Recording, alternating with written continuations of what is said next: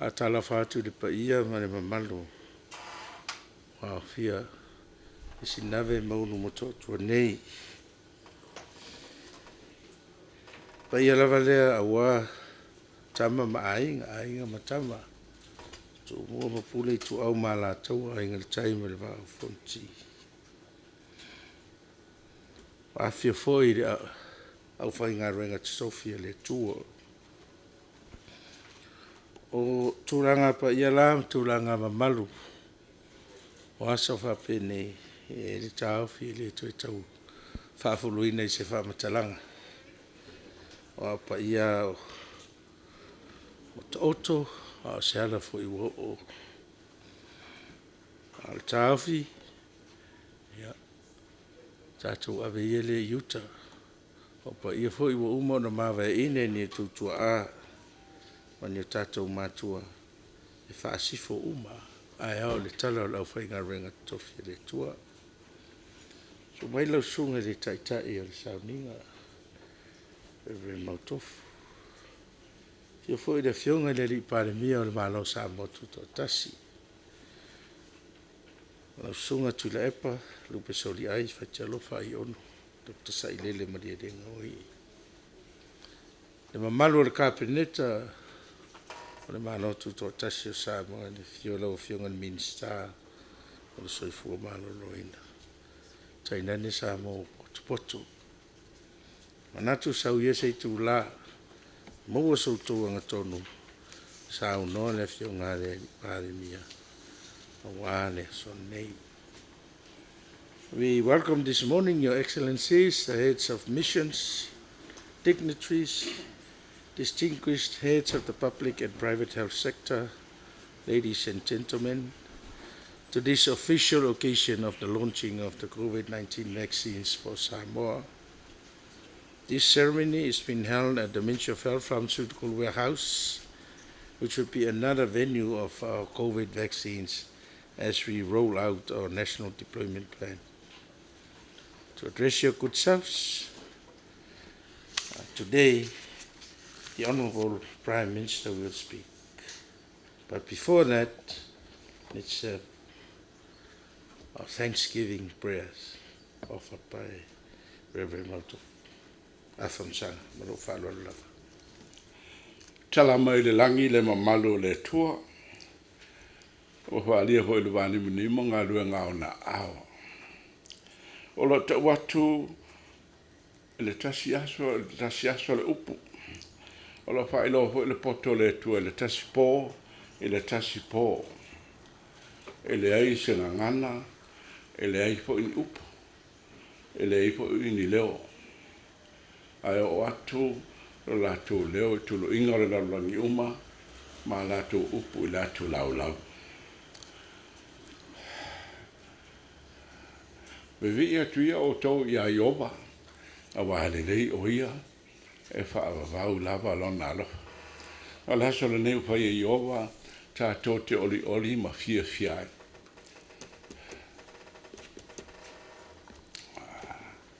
Wa o se tala fia le nei aso, wa to i TAUNU'U le TUI PUIPUI o le koviti suluiwa. O le vana no vatali elo tatu atunu. Mo miti ele telo tangata. Pela mo le mau iai ko ingale o kavika. E ese a whainga le tua. Mau ke nese whai le tua le langi ma le lau langi. Whai wha pefea. O le upu. Leo te tau tala tuai. Le whai kau kala mai. That's the power of the word. Ngā whakala ia kua le tua i maua, malmalama, maua le mele. Whaali liu le upu tusi lalo. Kala ia kua le upu perfect, moli le upu i tulu inga o laulang. E le se tino, a le upu ale alu. O ma leo le pengenga tuai, whamele mau. Ua liu tino tangata le upu. That's the self-revelation of God in the person of Jesus Christ. Le pao hala na lo. Nga saua le kala mai le lalolangi, wa mali diulu ko ke le milionga tangata lalolangi, i le wha mai lo ko victory, pei o le a, so sola le, whakua. O ngisi fo le mautonu, o ngisi fo pesili po peo le tua.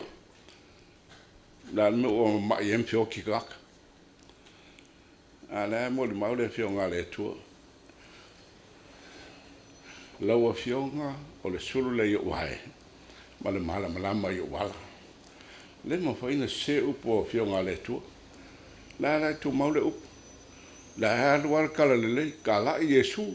O ea fia le mo mai tala i. Le ake wako kala ngaku i a Yesu. O ha umame o Yesua. O Yesua. I le sa i ringo le tunga fitile nei. Mo mua mahau tangata popoto. Exists at first in their minds. Then they start to look for the treatment. Se konga fiki o ngi whama. A makainga maua, whai alo loa, e le eise leo, e le eise ngangana. Ai o a le pawa le upu nei tulu inga lalangi. Le lai, e le so. Le ukali mai le tua. Tali ma le tua le o maua. Le tali o le tui puipui a mo Samoa. Ai a mai Samoa. Awai le tua. Pipi pe le tua. Ko mai ia fai ngā palo ko mai se ese ia le la au le pepe ai le se mai su tu pe le titania e ola fata si mal se. Awa se ese o brother o lo uso e ke le o ma ko le ko ke o fa kasia. E le ilo be le lotto le start na o le tua e le ko ai ka sau ka ko fai ngā palo ai sau ma le news se la pe se ke fai ngā le tua tu mau le lo fa le tua. Jesus said, let not your hearts be troubled. Believe in God, believe also in me. In my Father's house are many mansions. If it were not so, I would have told you, I go and prepare a place for you. When I go and prepare a place for you, I will come back. Jesus said, he is coming again. Whether the people of the world are waiting for him or not, he is coming again. Doesn't really matter. Samoa is a Christian country. So we are here to witness the love of God. That is all. That is all. Grace. In Hebrew, we say,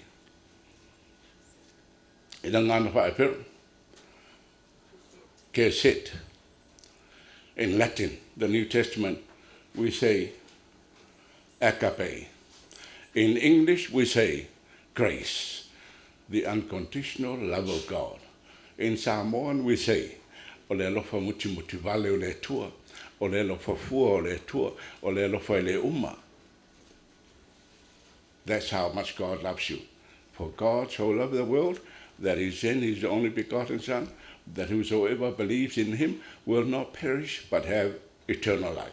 We are here so we can witness the arrival of le TUI PUIPUI KOVITI SAUNIGA vi ia le tua tātou te tau. O le umatou o mai le tuai le nganga fia ma le whaafitai i atu oi. Wa te le to la po ina Samoa. Wa e tali mai. La sa matou upu. A whai aula wa fia o mai matou. O aise whaasanga tau mai. Ai le mawhai, e le mawhai e satani man au. O na whaato ila loina o ke liso o lo i tutono e matou uma. O lo i tutono o Samoa. Ma le mana o le tala le lei a mese o lo upu. Vi ia oe nei e o le whaavavau lava. Whaafitai o na lo walofa mai i a Samoa. O na lo tuafa Yesu. Lau sunga i le te tai o le SAUNIGA. Lau sunga motof. Lau sunga le minista le sefu maloloina. Alulunga mtanga luenga. Members of the diplomatic corps. Malua whangapot. Ia, tātou te tau whaiwhaafitai le tua nei. Lao. ua tātou maua nei tai au fau tātou te patipatia whaatasi ai. Le taunu mai o tui puipuia, mo le whaamai o Covitis fumaleiva. Na ta oto lua le seunga i le taunu mai o tātou tui le aso freile na te nei. A alo whaiva le atunu i lana whainga whiriwhilinga o tai o Samoa mo le nei 5 tausanga o a mata.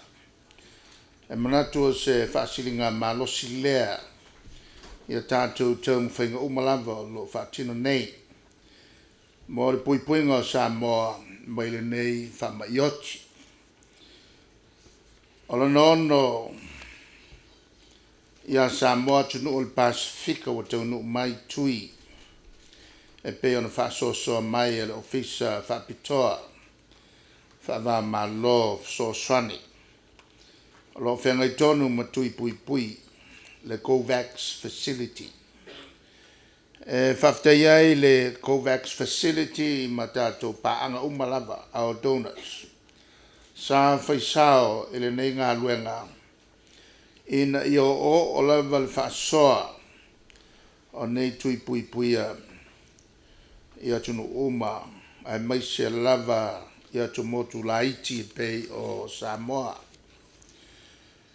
O te whaftai e foi le UNICEF ma le official soifua maloloina lalolangi WHO ia whapea foi ma le whaasoa ma le whaamautuina o tāpenanga umalava mo le whelao ingo tui ai maise lo latou sao taua i le sosani tāpenanga a tunu te tasi e whaatino nei tui puipui.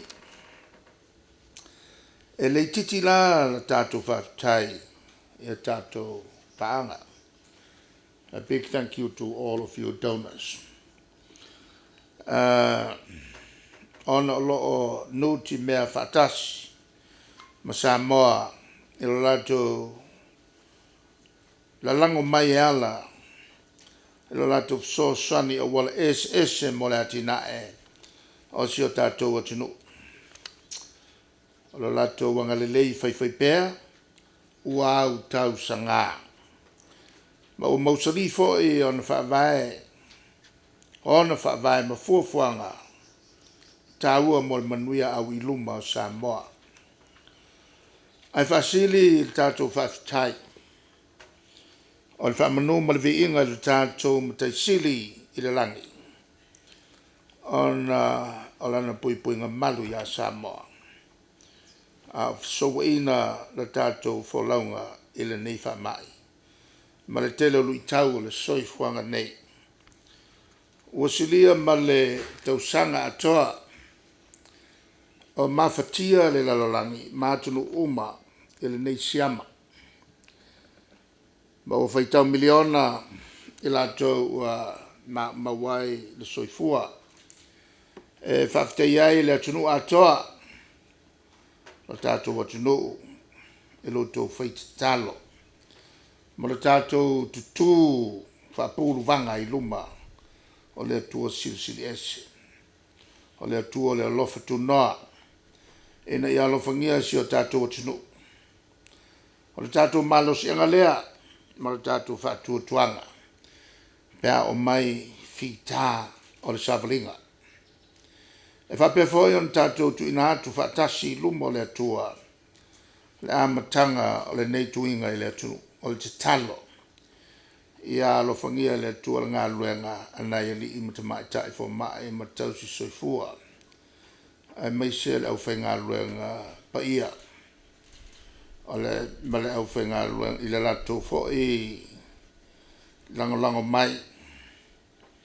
Ina ia so soni atili ngā luenga ali i mawhaipule.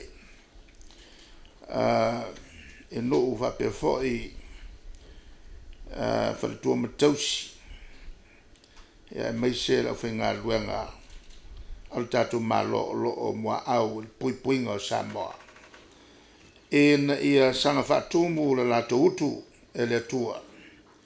ia maua latou malosi ma le loto tele faatino ai lenei tuiga atoa ma le saga matimatia o le puipuiga o Samoa mai lenei faamaʻi outou mamana ia le atunuu o le tatou faiva e tapena faatasi e atoatoa le galuega i le lalago faatasi o le autaʻi ma le autapuaʻi o la outou filifiliga e fai outou tui puipui o le koviti o le atalafo manino lea o le tatou vilivilitaʻi e puipui o tatou aiga tatou fanau ona e tatou ma se tatou atunuu atoa o le tatou saotau o lava lea siʻiti ai le tatou malosi faasoifua malōlōina e te atu i laogaoga o a'afiaga